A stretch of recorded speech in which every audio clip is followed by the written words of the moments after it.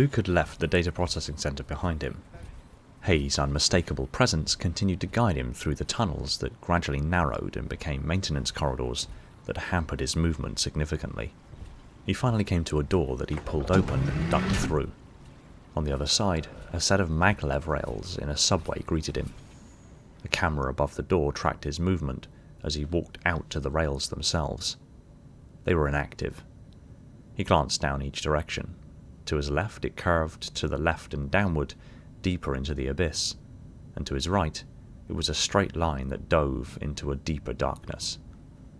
He looked back to the door he had come through and watched as the camera above the door pivoted on its mounting arm to look from him to the straight subway line to the right, and then back to him. He gave the camera a nod and continued on his way. After 20 minutes of walking in the tunnels and feeling uneasy due to the abandoned liminal space, it finally opened up into a subway station that would inexorably lead to the surface. He climbed up onto the platform and moved towards the exit sign. He rounded the corner to find his way blocked by a cave-in. He looked across to the other platform. A few support columns had given way and there was a partial cave-in, but there was a chance there was still a hole through the debris to get out. He walked across the platform to its edge, dropping down onto the tracks, and climbing back up onto the other platform on the other side, before weaving his way through the debris.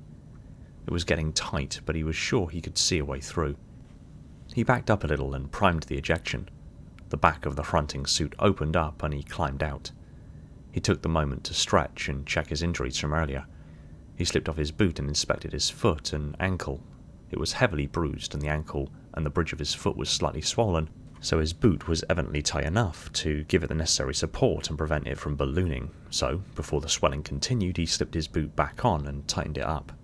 It ached, but aside from that it was okay.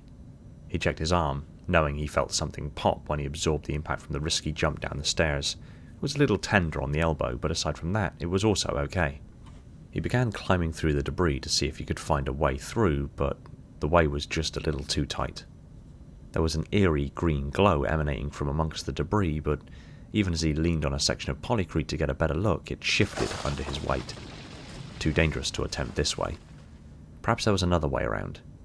He circled back past his inert suit and came at the debris from a different angle. He rounded a chunk of debris as large as a warthog and immediately noticed a pool of orange glowing fluid on the floor. He followed the trail to its source, to find a Covenant hunter, the same type of alien that had fired on his and his mum's apartment. Luke froze where he stood.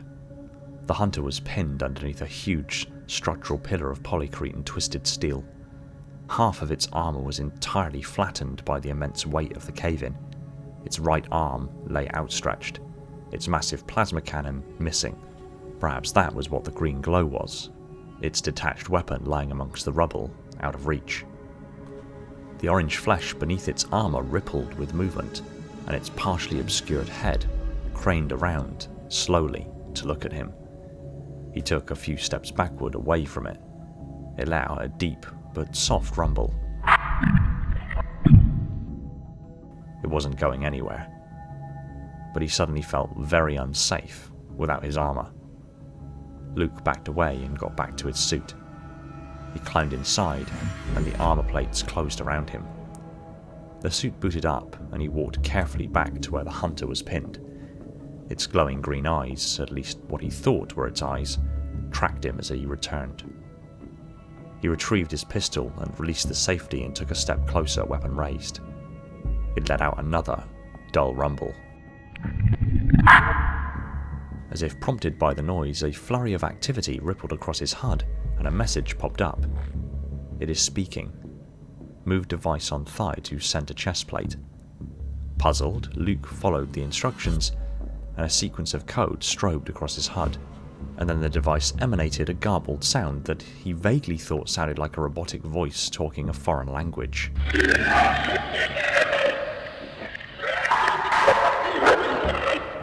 The hunter let out another rumble. The device on his chest spoke another vague sentence.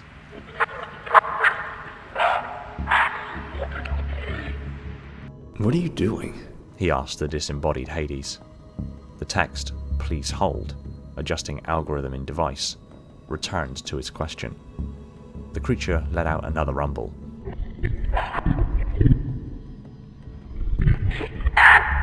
The device popped, let out a burst of static, and then spoke a much clearer voice, but one he didn't recognize the language of.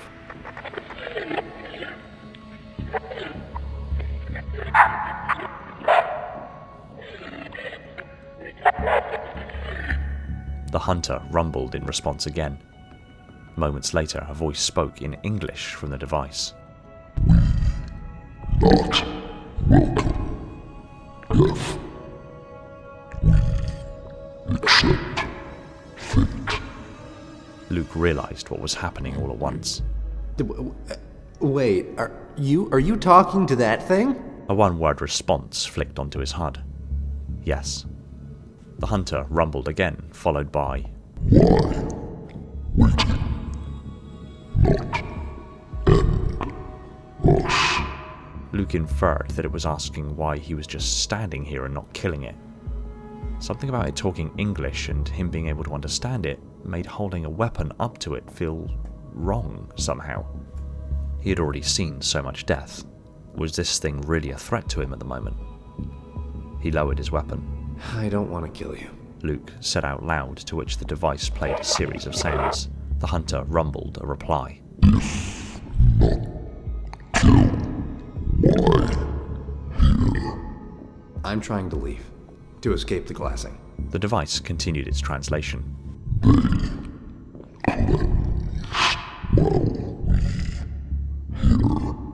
I watched the ships arrive myself. They're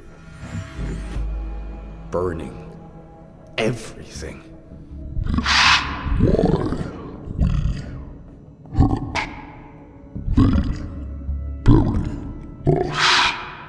Luke nodded in reply and then realized it might not understand this gesture. Yes. The hunter let out a more agitated rumble that he felt in his chest, and he took a step backwards in response. A single word replied. Luke's mouth suddenly felt dry as he realized he was literally talking to an alien who, at this moment, in this place, seemed nearly as human as he was. How badly are you injured?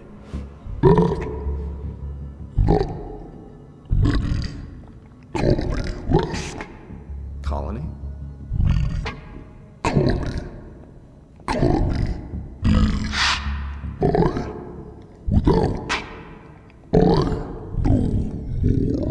The tannoy speakers of the station popped and the hunter's head craned to look around as much of the station as it could see. Moments later, Hades' voice spoke out aloud across the station. These creatures are called hunters. They are not a single creature, however. They are a Gestalt colony of eel or worm-like creatures called Legolo. They appear to grow a colony that then inhabit their armor, and from the colony a singular consciousness or ego manifests. Some colonies get large enough that they divide and create two hunters, known as a bonded pair or bond brothers. Luke looked to the hunter once more. Where is your brother?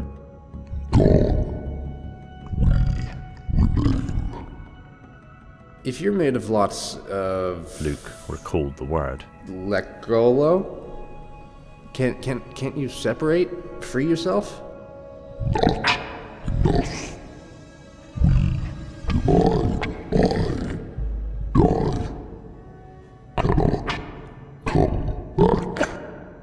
Hades chimed in. I think it means that it requires a certain quantity of Legolo to bring forth their consciousness. Once they separate, the consciousness ceases to exist, but can manifest again if the colony reforms.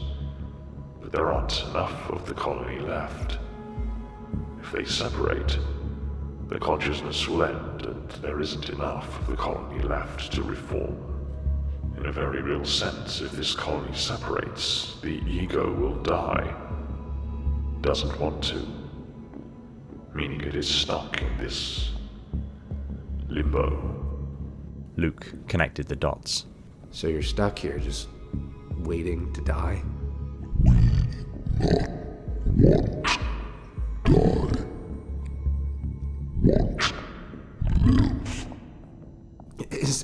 Is that why it's talking like that? Its consciousness is dying. Possible, although I must admit, the translation isn't perfect. If you could live, what would you do?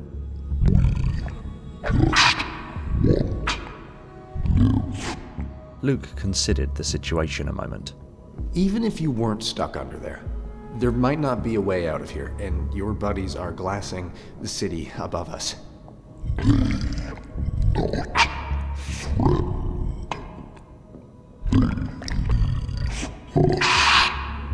Luke was partly amused and partly disgusted by what he was considering. But there was no doubt. He felt bad for this thing.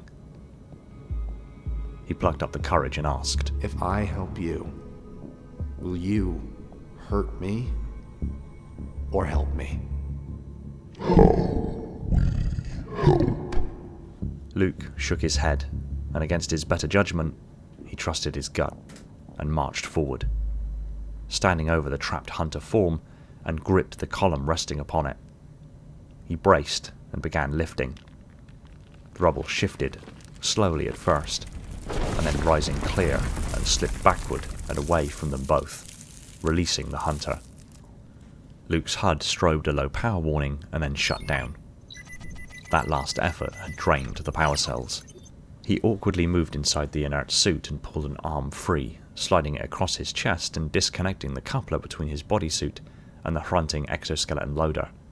The disconnection unlocked the back armor panels which, rather than opening automatically, simply released. He pushed his way backward out of the suit, pushing the backplate up and away, and eventually freeing himself from the suit.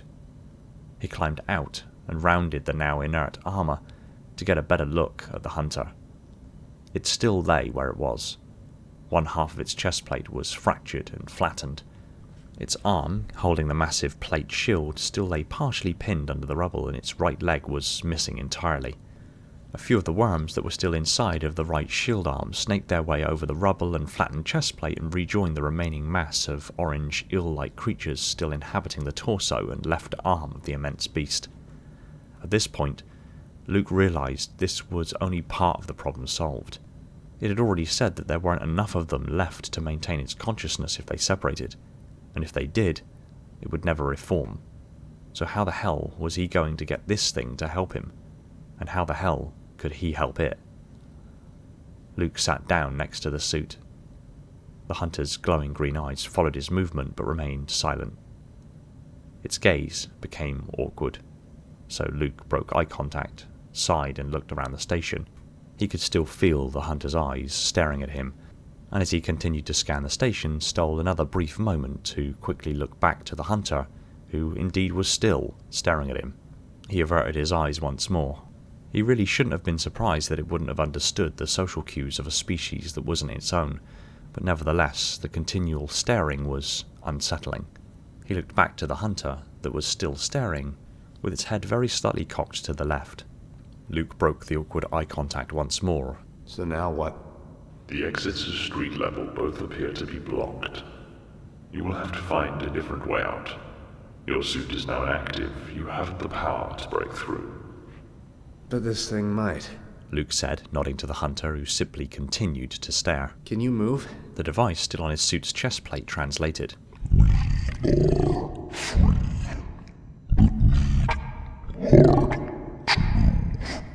Luke shook his head and shrugged, not understanding the context of what he'd been told. Hades spoke up. Given their anatomy, perhaps each of the Legolo acts as a muscle or part of the nervous system of the whole.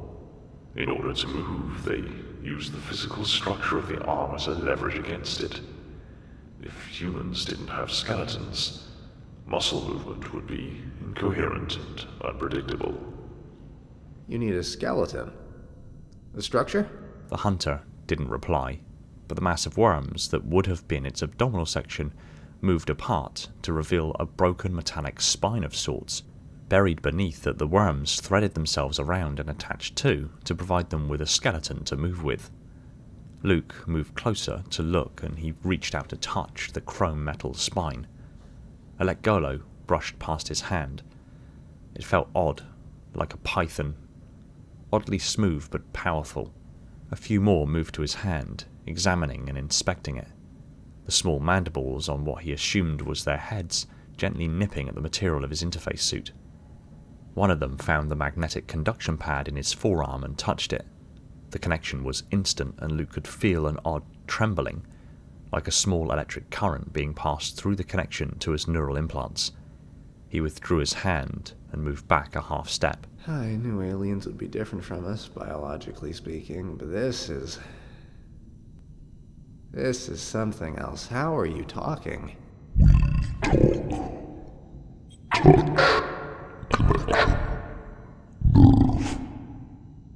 No, how are you talking to me?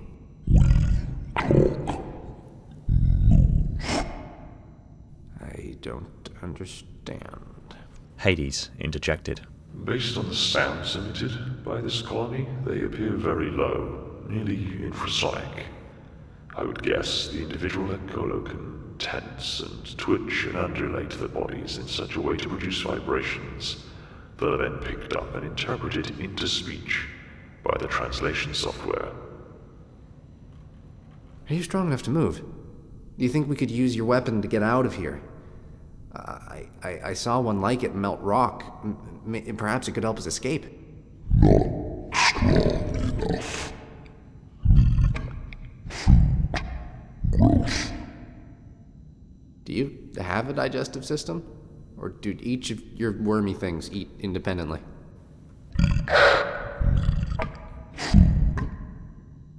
Okay. So what do you eat?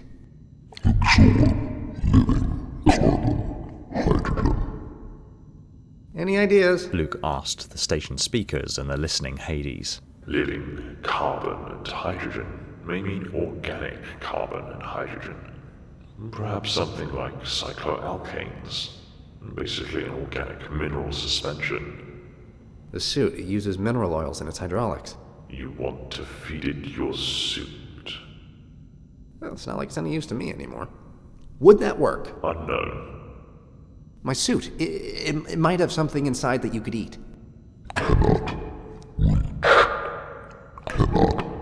Survive. Luke ran the problem over in his head a few times before coming to a sombering conclusion. If the hunter had to maintain the physical connection between the worms... What if you use me to bridge the gap? The hunter's head cocked slightly to one side as it listened to the translation. Luke continued. What if I bridge the gap to the suit? You maintain connection through my interface suit and climb over into the armor.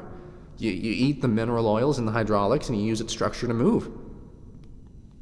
If it works, we can grab your weapon and we can both get out of here. The hunter remained quiet a moment before replying. Luke waited for the translation to begin. Still might die. Yeah, you might. But if you stay where you are, you're definitely gonna die. Wouldn't you rather give it a shot? The hunter didn't reply, and instead lifted what remained of its right arm. Here goes nothing, Luke thought to himself before reaching out as well. The Lekgolo, while maintaining indirect connection with each other, began swarming onto his arm, slowly at first. As they moved over the magnetic contacts, he felt his nervous system buzz with static electricity. The weight of the Lekgolo grew, and he began breathing heavier under the weight. The Lekgolo moved faster, as the last few pulled free from its damaged armor. Luke pivoted, grunting from carrying what felt like the weight of 2 bodybuilders on his shoulders. He closed his eyes tight as the sensations of electricity in his nerves reached his spine and lanced up to his neck, causing the hair on his neck to stand on end. The electricity reached his brain and began resolving from a stinging sensation into a pulsing, as if his brain was attempting to decipher a signal from the noise. Just as he opened his eyes, the Lekgolo bridged over to the suit and began moving between the plates. The mass let out a rumble that for a moment he thought would break every bone in his body. The translator responded.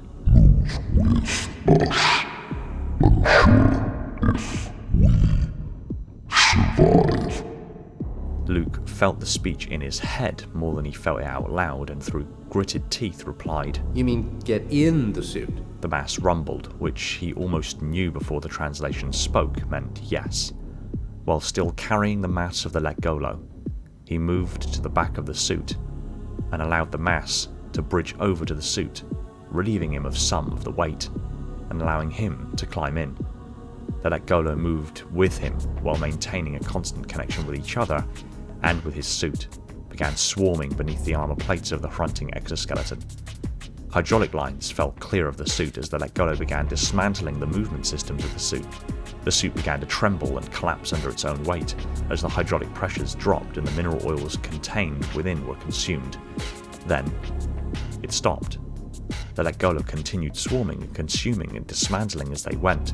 They found a means to anchor themselves to the frame of the exoskeleton, literally replacing the hydraulics and movement systems they were consuming and discarding. The suit came to life as the Lekgolo took up the form and function of muscles beneath the heavy armor plating, and found intermediary locations to maintain connection to the neural interfaces and to each other. Luke remained still as he felt the last of the Lekgolo find comfortable places to reside, and the last ones left direct contact with his interface suit, yet he could still feel their presence pulsing through his neural interfaces. The back panels of the suit were forcibly closed, and the suit stood motionless.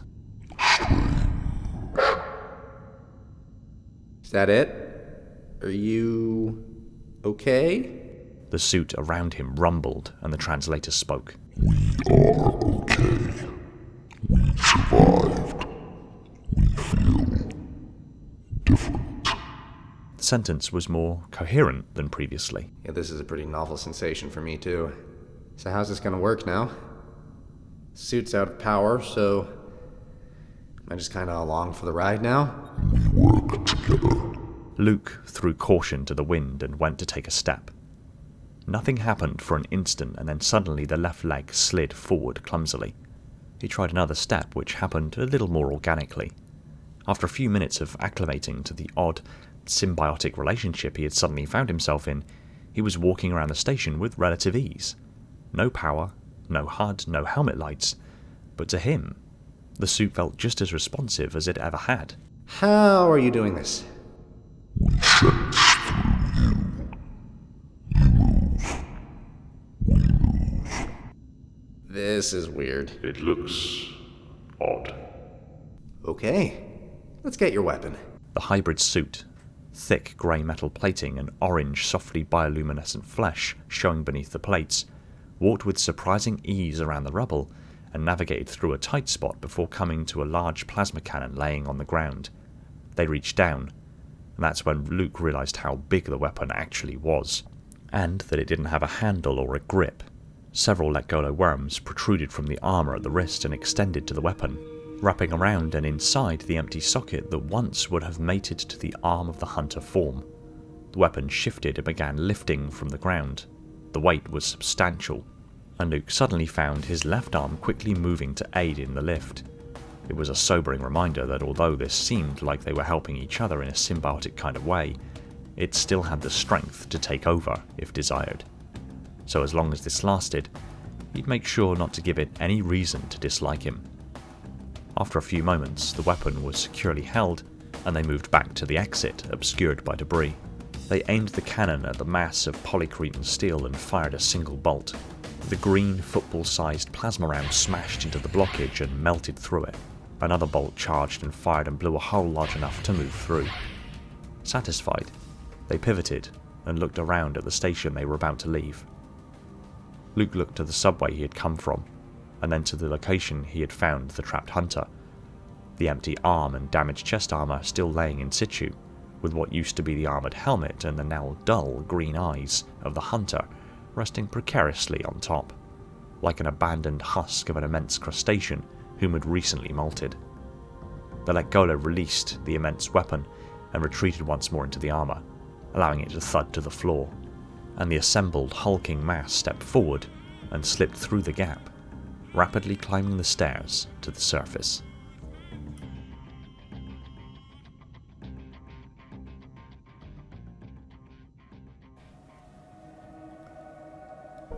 Thanks for watching. If you enjoyed this video, kindly tap that like button, and if you're not already subscribed and want to see more stuff like this, be sure to subscribe so you don't miss future uploads. Pop a comment down below telling me what you thought of today's video, or if you want me to cover something specific in the near future.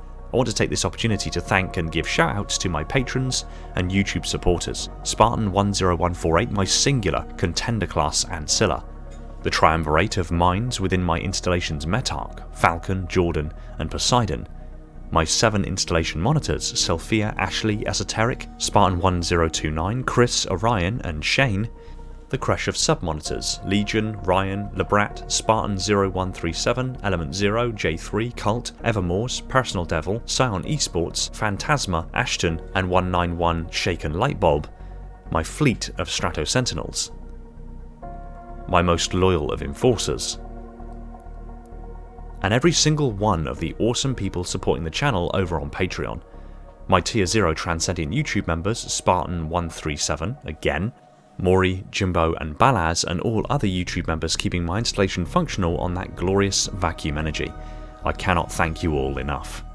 Shout out to John because... And if you like what I'm doing here, consider supporting the channel on one of the support links in the description to net yourself some tasty merch and help keep the channel going. Take it easy everyone, and find peace in the domain.